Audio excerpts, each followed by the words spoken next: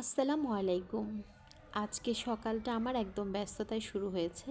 কারণ মাছের বাজার বা ঘরের যাবতীয় বাজার করলে কিন্তু ঘরের অন্যান্য কাজে অনেকটা পিছিয়ে পড়তে হয়। যেমন রান্নাবান্না বা ঘর গুছানো। তো আজকেও অনেকগুলো মাছ নিয়ে আসছে। তো এখানে তেলাপিয়া মাছের পরিমাণটাই বেশি, কারণ আমার ঘরে একটু তেলাপিয়া মাছটা বেশিই খাওয়া পড়ে। যেহেতু আমার ছেলেরা তেলাপিয়া মাছ খেতে পছন্দ করে, তবে রান্না করে দিলে একদমই খেতে চায় না। ওই তো ভেজে দিলে বারবিকিউ বা গ্রিল যেটাই বলেন না, সেটা করে দিতে হবে আর কি। তো এই জন্য তেলাপিয়া মাছটা একটু বেশি করে আনা হয়, আর এই ছোটো সাইজেরগুলো আসলে ভাজলে বা গ্রিল করলে খেতে ভালো লাগে। তার সাথে মস্ত বড় একটা পাঙ্গাস মাছ নিয়ে আসছে। পাঙ্গাস মাছটাও আমাদের ঘরে চলে মোটামুটি। অনেকেই আছেন পাঙ্গাস মাছ খেতে পছন্দ করেন না, তো আমাদের ঘরে খাওয়া হয়। আর এই পাশ থেকে আমার এসি সার্ভিস করার জন্য ভাইয়াটা চলে আসছে। আমার এসিটা আজকে 2 দিন অনেক বেশি প্রবলেম দিচ্ছিল।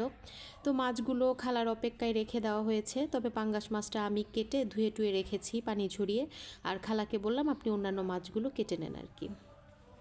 তো খালা মাছ কাটতে কাটতে আমি আবার ঘর গুছাতে চলে আসলাম। ভাবলাম এসিটা যেহেতু ক্লিন করবে বা খুলবে, এতে ঘরটা অনেক নোংরা হবে, তার সাথে মাছ কাটাকাটি করবে। তো আমি এরই মাঝে ঘরগুলো গুছিয়ে আর বাকি কাজগুলো একটু করে রাখলে খালা ঘরটা মুছে দিয়ে গেলে আর বেশি ঝামেলা হবে না আর কি।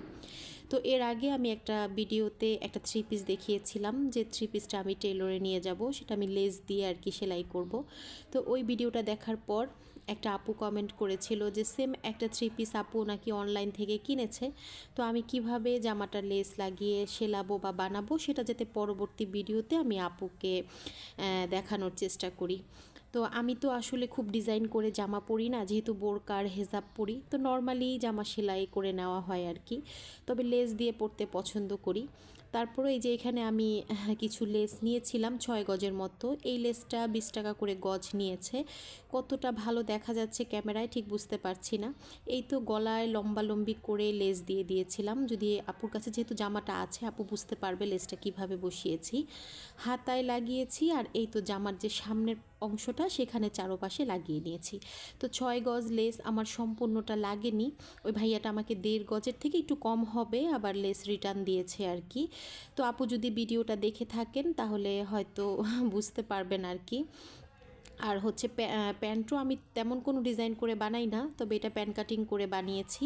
আর একটু বলেছিলাম 2টা পুঁতি লাগিয়ে দিতে, যাতে দেখতে ভালো লাগে, আর একটু কাটা দিয়েছি। এভাবে দিলে পায়জামাটা পরতে বা প্যান্টটা পরতে একটু সুবিধা হয়। তো আজকের ভিডিওটা এই পর্যন্তই। সবাই ভালো থাকবেন। Tata and take care.